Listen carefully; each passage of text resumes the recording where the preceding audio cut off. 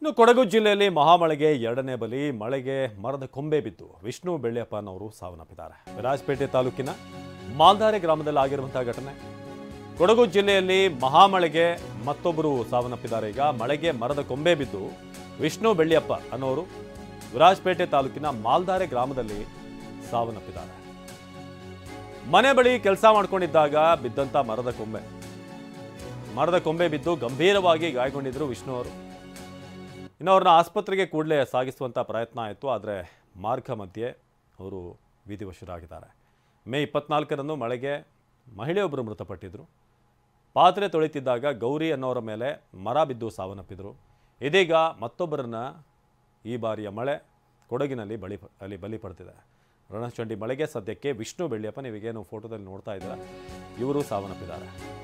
ಇನ್ನು ಕೊಡಗು ಜಿಲ್ಲೆಯಾದ್ಯಂತ ಮಳೆ ಅಬ್ಬರ ಜೋರಾಗ್ತಿರುವಂತಹ ಹಿನ್ನೆಲೆ ಅವಧಿಗೆ ಮೊದಲೇ ಜಿಲ್ಲೆಗೆ ಎನ್ಡಿಆರ್ಎಫ್ನ ಟೀಮ್ ಆಗಮಿಸಿದೆ. ಮಡಿಕೇರಿಯ ಮೈತ್ರಿ ಹಾಲ್ನಲ್ಲಿ ಎನ್ಡಿಆರ್ಎಫ್ ವಾಸ್ತವ್ಯ. ಬೆಂಗಳೂರಿನ 10 ಬೆಟಾಲಿಯನ್ನ 30 ಸಿಬ್ಬಂದಿ ಈಗ ಆಗಮಿಸಿದ್ದಾರೆ.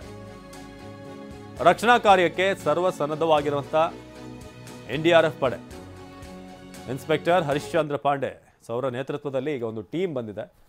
ಬೆಂಗಳೂರಿನಿಂದ ಈ ಟೀಮ್ ಬಂದಿರೋದು. ಕೊಡಗು ಜಿಲ್ಲೆಯಾದ್ಯಂತ ವರ್ಣಾರ್ಭಟ ಹೆಚ್ಚಾಗ್ತಿರುವಂಥ ಹಿನ್ನೆಲೆ ಮುನ್ನೆಚ್ಚರಿಕೆ ಕ್ರಮವಾಗಿ ಈಗ 10 ಬೆಟಾಲಿಯನ್ನ 30 ಎನ್ಡಿಆರ್ಎಫ್ನ ಟೀಮ್ನ ಸದಸ್ಯರು ಬಂದಿದ್ದಾರೆ. ಯಾವುದೇ ಕ್ಷಣದಲ್ಲಿ ಯಾವುದೇ ಸಮಸ್ಯೆ ಆದಾಗ ಅಲ್ಲಿ ರೆಸ್ಪಾಂಡ್ ಮಾಡೋಕ್ಕೆ ಈಗ ಟೀಮ್ ರೆಡಿ ಆಗಿರೋದು. ಬೇಕಾದಂಥ ಎಲ್ಲ ಉಪಕರಣಗಳು ಏನು ರೆಸ್ಕ್ಯೂ ಟೈಮಲ್ಲಿ ಬೇಕಾಗುತ್ತೆ ಆ ಎಲ್ಲ ಸಿದ್ಧತೆಗಳನ್ನು ಮಾಡಿಕೊಂಡು ಈಗ ಎನ್ಡಿಆರ್ಎಫ್ನ ಟೀಮ್ ಕೊಡಗಿನಲ್ಲಿ ಬೀಡುಬಿಟ್ಟಿದೆ. ಇನ್ಸ್ಪೆಕ್ಟರ್ ಹರಿಶ್ಚಂದ್ರ ಪಾಂಡೆ ನೇತೃತ್ವದ ಟೀಮ್ ಈಗ ಕೊಡಗಿಗೆ ಬಂದಿರೋದು.